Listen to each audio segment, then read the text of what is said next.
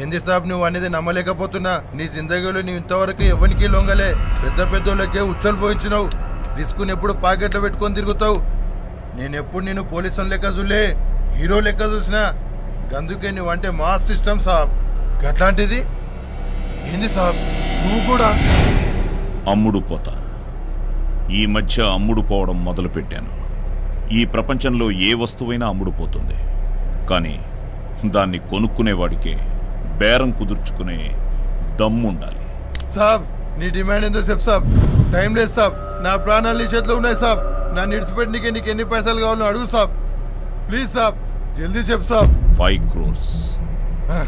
జరా ఫోనీ సాబ్.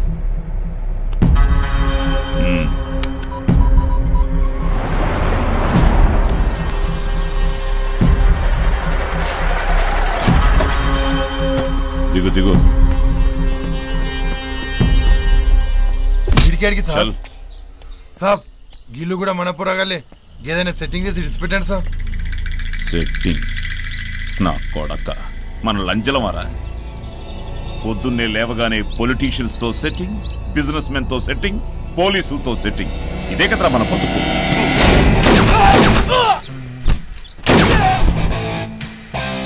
సెట్ చేసి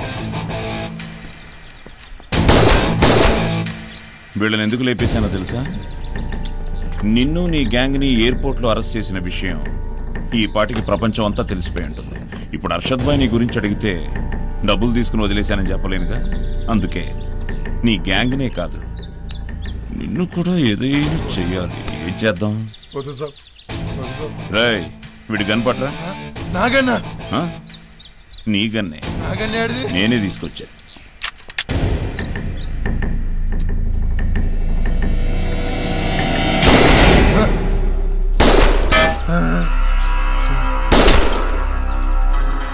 నువ్వు మా నుంచి తప్పించుకు పారిపోవడానికి ప్రయత్నించావు. 3 రౌండ్లు మా మీద కాల్చావు. కౌంటర్ ఫైరింగ్ లో నేను నీ మీద ఒక బుల్లెట్ కాల్చాను. చెప్పు బే, ఎక్కడ కాల్చావు?